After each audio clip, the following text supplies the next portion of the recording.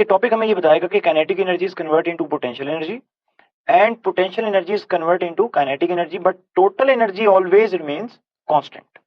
तो देखेंगे क्लास, हमारे पास एक एग्जांपल है इसको समझने के लिए कि अगर एक बॉडी ऑफ मैस m जो कि किसी भी एक सर्टेन हाइट पे है, this is the reference point earth, surface of earth अगर आप इसको ले लें, या कोई भी एक सर्टेन बॉडी है जो कि सरफेस ऑफ अर्थ से खास हाइट एज पे है, और उस बॉडी को अगर मैं ए पॉइंट से ड्रॉप करता हूँ, द वर्ड इज ड्रॉप्ड या रिलीज्ड, तो अगर मैं उसको ए पॉइंट से छोड़ता हूं तो ए पॉइंट से उसका डिस्टेंस टॉप मोस्ट पोजीशन पे है, तो हाइट के साथ पोटेंशियल एनर्जी ज्यादा होती है। तो जब वो टॉप मोस्ट पोजीशन पे होगी तो उसकी पोटेंशियल एनर्जी मैक्सिमम होगी, विच इज mgh। लेकिन ए पॉइंट पे तो वो रेस्ट पर है। जब आपने एक body, let us suppose board मारकर अगर मेरे हाथ में है, तो इस वक्त ये रेस्ट पर है, तो उसकी स्टार्टिंग वेलोसिटी जीरो है, क्योंकि मैंने इसको थ्रो नहीं करना, मैंने इसको ड्रॉप करना है, रिलीज करना है, छोड़ना है अपने हाथ से। तो अगर स्टार्ट में वेलोसिटी जीरो, स्पीड जीरो होगी, तो काइनेटिक एनर्जी जीरो होगी। मतलब ए पॉइंट वो पॉइंट है जिस पर बॉडी की पोटेंशियल एनर्जी तो मैक्सिमम है लेकिन काइनेटिक एनर्जी जीरो है। तो अगर हम देखें तो टोटल एनर्जी किसकी इक्वल होगी, दोनों को ऐड करके mgh। अब जिस तरह बॉडी नीचे आएगी और बी पॉइंट तक पहुंचेगी तो बॉडी ने डिस्टेंस कवर किया x, लेकिन अब उसकी जमीन से हाइट कितनी है, h माइनस एक्स, तो पोटेंशियल एनर्जी को हमेशा रेफरेंस पॉइंट से देखा जाएगा।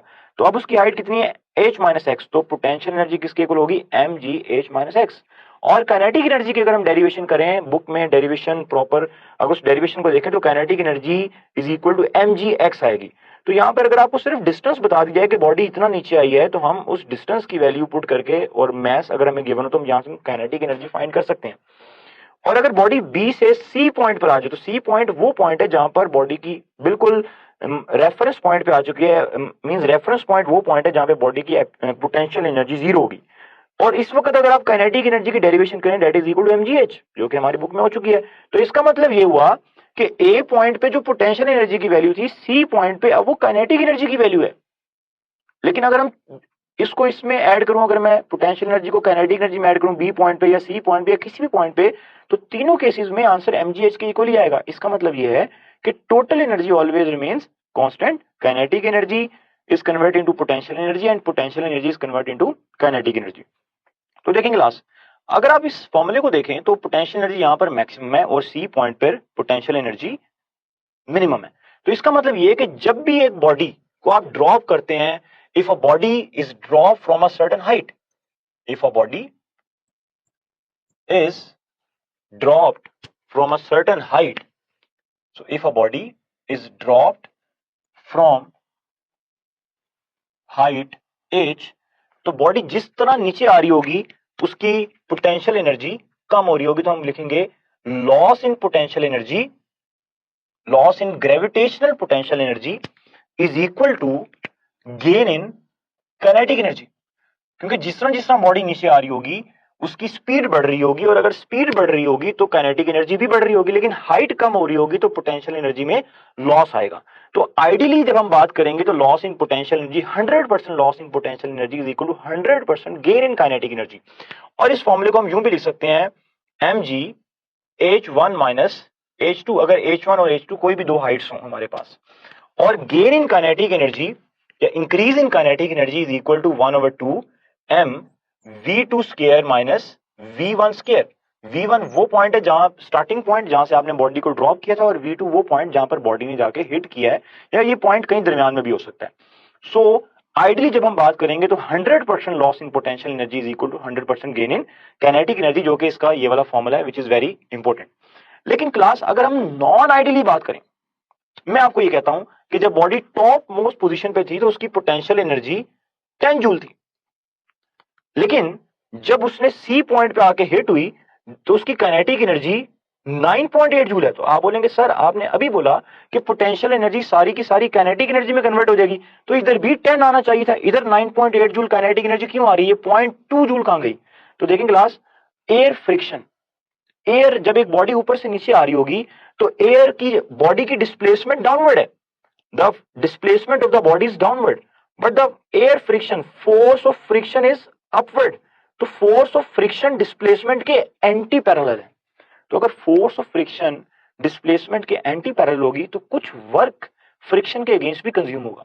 तो अगर हम आइडियली बात करें तो ये this formula is valid, but अगर हम एक्चुअली बात करें तो हमारे पास सेम फॉर्मूला यूं लिखा जाएगा mgh1 minus H2 plus work done due to friction is equal to 1/2 m v2 square minus v1 square।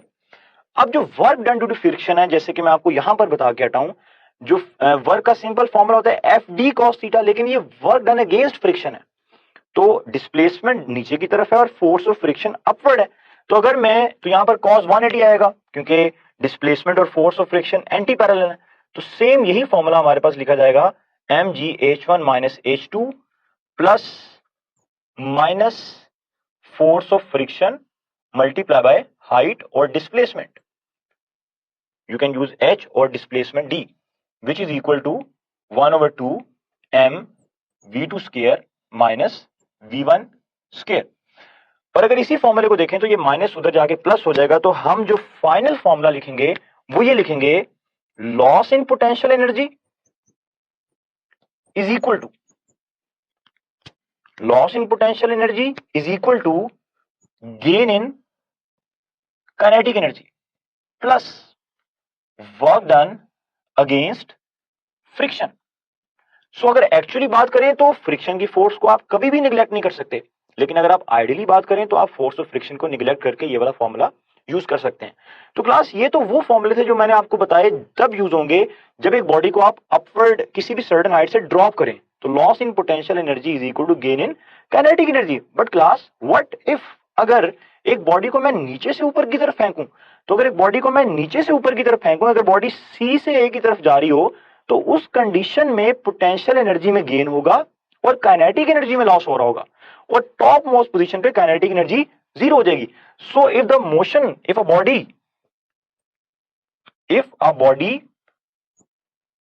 Is throne upward, तो अगर एक बॉडी को अपवर्ड थ्रो किया जाए, ऊपर की तरफ फेंका जाए, तो उस कंडीशन में हम इस फॉर्मूले को ये बोलेंगे कि गेन इन पोटेंशियल एनर्जी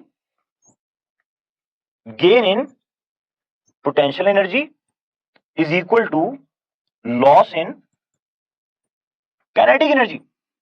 और सेम इसको आप यूं भी लिख सकते हैं, gain in potential energy means M G H two minus H one is equal to loss in kinetic energy which is equal to 1/2 m v1 square minus v2 square. तो ये हमारे पास कुछ फॉर्मूले हैं जो कि interconversion of kinetic energy और पोटेंशियल एनर्जी के लिए बहुत ज्यादा इंपॉर्टेंट है। ये वाला फॉर्मूला हम तब यूज करेंगे अगर बॉडी अपवर्ड हो, तो ऑब्वियस बात है पोटेंशियल एनर्जी गेन हो रही होगी और काइनेटिक एनर्जी लॉस हो रही होगी। तो क्लास इसी टॉपिक से हम डिफरेंट एमसीक्यूज भी बना सकते हैं। लाइक अगर मैं आपसे कहूं कि एक बॉडी को मैंने ए पॉइंट से ड्रॉप किया है, तो ये मुझे ये बताएं कि just before hitting the ground उसकी स्पीड क्या होगी। आप बोलेंगे सर स्पीड हम कैसे निकालें, तो आप सेम इसी फॉर्मूले में वैल्यूज पुट करके स्पीड निकाल सकते हैं। लाइक ए पॉइंट पे स्पीड 0 होगी और फाइनल पोजीशन पे जब बॉडी जाएगी तो बॉडी की हाइट 0 हो जाएगी, तो यहां से आप स्पीड v2 फाइंड कर सकते हैं, m से कैंसिल हो जाएगा। ठीक है, इसी तरह आप इसी टॉपिक से ये भी फाइंड कर सकते हैं, आप law of conservation of energy को प्रूव कर सकते हैं। Law of conservation of energy ये कहता है कि energy can neither created not destroyed, energy सिर्फ और सिर्फ अपनी फॉर्म्स चेंज करती है। तो यहां पर इसकी एप्लीकेशन आप देख रहे हैं, total energy always remains constant. जब एक बॉडी ऊपर से नीचे आ रही तो पोटेंशियल एनर्जी काइनेटिक एनर्जी में कन्वर्ट हो रही है, अगर बॉडी नीचे से ऊपर जा रही तो फिर काइनेटिक एनर्जी पोटेंशियल एनर्जी में कन्वर्ट हो रही है।